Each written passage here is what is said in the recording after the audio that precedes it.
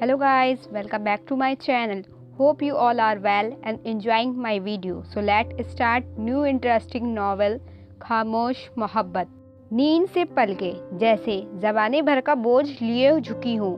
सजे सजाए कमरे में नाजुक का वजूद दरबारियों के झरमुट में शहंशाह की हैसियत के लिए हुए था। उस कमरे में उसका डरा सहमा वजूद बेमकसद नहीं था। आज वह यहाँ डॉक्टर तनवीर की बीवी बनकर लाई गई थी और उनकी काबिलियत का सुन कर ही दीवानी हो गई थी। उसने न उस घर की दिलचस्पी ली थी न प्रोफेसर तनवीर से, क्योंकि उनके बारे में उसकी मालूमात सिर्फ इस हद तक ही थी जितना घर में जिक्र होता था कि वह बहुत डैशिंग हैं, काबिल हैं, खुश अखलाक हैं। बड़े से घर में एक छोटी बहन और माँ के साथ रहते हैं। अम्मी के सारे दिन की नसीहतें याद आ रही थी। छोटी उम्र है, खुद को ससुराल और शहर के रंग में रंग लेना।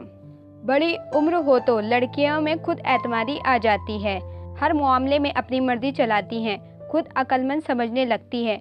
और फरवा को ही देख लो, पढ़ लिख कर अपना घर उजाड़ दिया और घर आ बैठी कि नौकरी नहीं छोड़ूंगी। क्या इसलिए इतना पढ़ा लिखा है कि घरदारी करूं और बच्चे पालूं? भला सोचो, तालीम क्या घरदारी करने या बच्चे पालने से रोकती है? क्या पढ़े लिखे लोगों के बच्चे नहीं होते, और ना हो तो फिर रोती हैं? अम्मी जान बजिया के रवैये से सख्त परेशान थी, इसीलिए उन्होंने इंटर के इम्तिहान देते ही नाजुक को घर बिठा दिया। और उसका तो अभी इंटर का रिजल्ट भी नहीं आया था कि उसकी शादी तय कर दी। उसने लाख मना किया मगर कोई सुनवाई नहीं हुई। हालांकि डॉक्टर बनना उसका ख्वाब था और उसे यकीन था कि उसके ख्वाब हकीकत का रूप ज़रूर लेंगे, क्योंकि वह होशियार भी थी और मेहनती भी। हमेशा क्लास में पहले नंबर पर आने वाली, मगर अम्मी ने उसे हुनरमंद और अच्छी कुक बनाने में लगी हुई थी। उनके एक गलत फैसले ने उसके ख्वाबों को मलियामेट कर दिया था और नतीजे में वह आज दुल्हन बनी अपने ख्वाबों को टूट जाने पर बहुत दुखी थी। आखिरी वक्त तक अम्मी फर्माबरदारी का सबक देती रहीं और वह गर्दन झुकाए सब कुछ सुनती रही। ससुराल में पहला कदम रखा तो सास ने नसीहतों के पुल बांध दिए और शौहर को मुट्ठी में लेने और उसका दिल जीतने के हजारों गुण बताए, जिसमें सबसे ज्यादा जोर फर्माबरदारी और हुक्म मानने पर दिया गया। लेकिन वह ये गुण किस पर आजमाए? रात को जाने कितने पहर बीत गए, बैठे बैठे कमरे तख्ता हो गई। भारी जेवर और रेशमी कपड़े शरीर को आत्मा को काटने लगे। नींद से बुरा हाल हो गया था, मगर उसने सब कुछ सहने का फैसला किया था, इसलिए आंखें फाड़ फाड़ कर नीर भगाने की कोशिश करने लगी। तभी भारी कदमों की आवाज़ से कमरा गूंज उठा। वह जाने क्यों सहम गई, तभी रोबदार आवाज़ से खामोशी टूटी। तुम समझ रही हो कि भारी भरकम जहेज से तुम अपनी दौलत का रोब डालने में कामयाब हो जाओगी, तो ये तुम्हारी नादानी है। मुझे ना तुमसे मोहब्बत है ना दिलचस्पी। यूँ समझ लो, इस कमरे की दूसरी चीज़ों की तरह तुम भी एक चीज़ हो जो कमरे की सजावट बढ़ाने के लिए लाई गई है। अम्मी ने मेरी मोहब्बत छीनकर तुम्हें मुझ पर थोप दिया है। उसका दुख ज़रूर है, वरना तुम मम्मी की मर्जी से आई हो, इसीलिए उन्हीं के साथ रहो। मेरा तुमसे कोई वास्ता नहीं है। वह उन्हीं कदमों से वापस पलट गए और नाजुक की आंखें फट जाने के हद तक फैल गईं। ये कौन था? मेरा शौहर, जिसके अखलाक के चर्चे बहुत थे, शायद कुछ भी नहीं, एक साया या एक ख्वाब।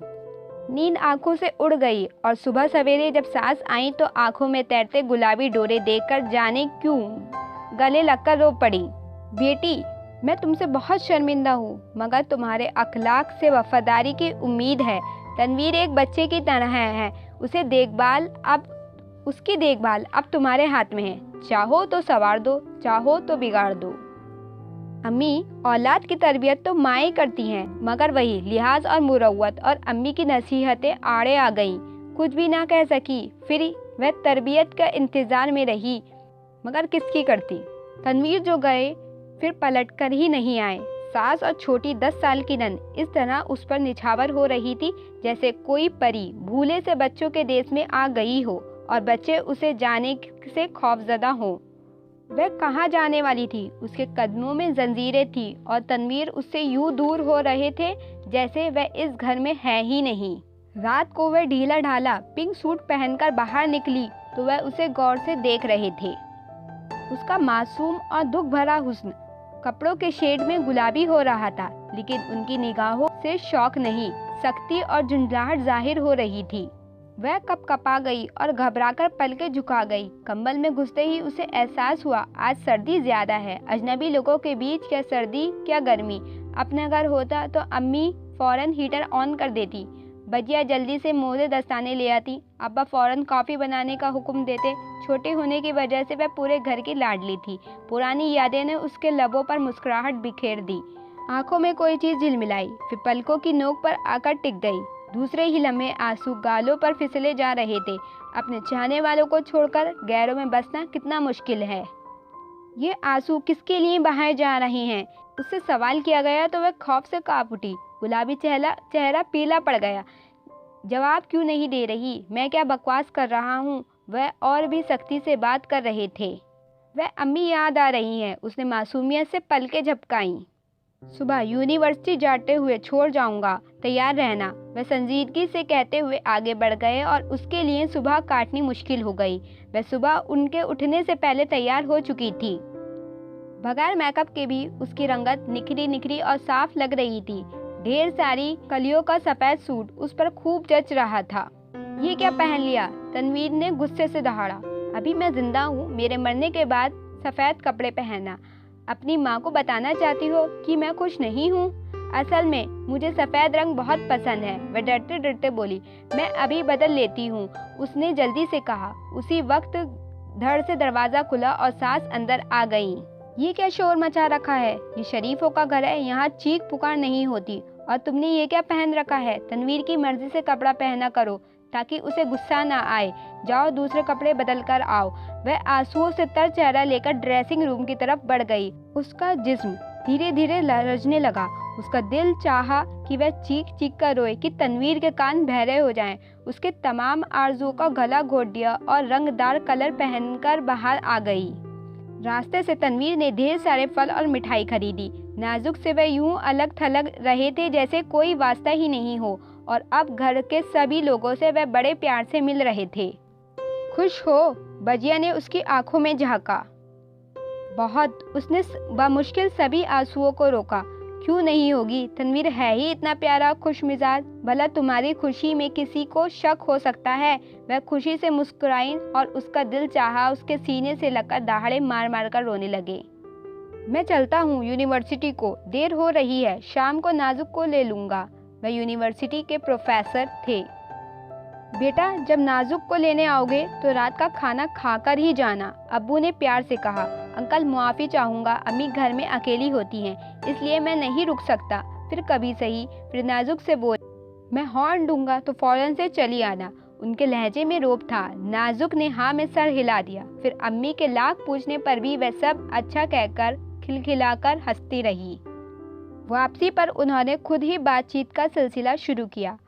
बात असल में ये है कि शादी मेरी नहीं अम्मी की मर्जी से हुई है, इसीलिए तुम्हें निभा भी उन्हीं से करना पड़ेगा, मुझसे नहीं, क्योंकि अम्मी पढ़ी लड़कियों से सख्त खिलाफ थी।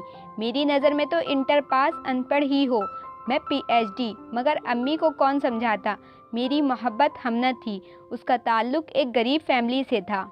वह अम्मी को तुम्हारे अब्बा की तरह न हीरो का सेट दे सकती थी, न ट्रक भर के जहेज ला सकती थी। इसीलिए अम्मी ने एक जाहिल लड़की मेरे पल्ले बांध दी, ये सोचे बगैर कि मैं तुमसे मोहब्बत नहीं कर सकूँगा। तुम मेरी खुशियों की दुश्मन हो। खून किया है तुमने मेरे अरमानों और आरजुओं का। तड़पा तड़पा कर मारूंगा और तुम्हें कभी खुश रहने भी नहीं दूंगा। उनकी निगाहों में आग की सी तपिश थी। तुम समझती हो कि तुम अपने भोले भोले से चेहरे से और भोली अदाओं से मुझे अपना दीवाना बना लोगी, तो कान खोलकर सुन लो कि मैं इतना सस्ता नहीं हूँ कि आसानी से लूट लिया जाऊँ। मैं तुम्हें इतना रुलाऊंगा कि तुम सोच भी नहीं सकती और खुद ही छोड़कर चली जाओगी, क्योंकि हमना को कोई मेरे दिल से नहीं निकाल सकता। अगर मैं मेरी न बन सकी तो मैं भी कभी तुम्हें नहीं अपनाऊंगा। जिंदगी भर अकेले ही आग में जलती रहूंगी। नाजुक का चेहरा सफ़ेद पड़ गया, निगाहों में खौफ था। वह दरवाजे से चिपक गई और बामुश्किल उसने अपनी सिसकियों को रोका और अंदर ही अंदर अपनी चीखों का गला घोटती हुई वह तेजी से गाड़ी चला रहे थे। घर के दरवाजे पर छोड़कर वह वापस चले गए। रात भर क्या, सुबह के बाद भी वह वापस नहीं लौटे।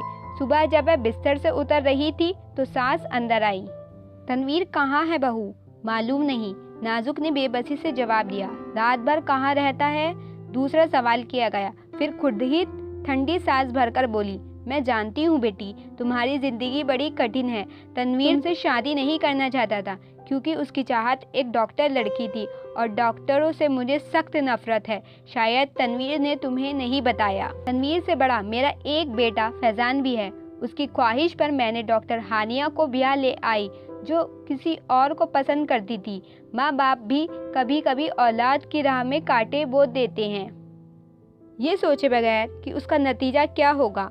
हानिया ने माँ बाप का दबाव में आकर शादी तो कर ली, मगर वह औरत होने का भरम न रख सकी और एक दिन बगैर किसी को बताए अपने आशिक के साथ बाहर के मुल्क भाग गई। और फैज़ान ये जिल्लत और जग हंसाई बर्दाश्त न कर सका और अपनी जान दे दी। वह ये सब बताते हुए बुरी तरह रोने लगी।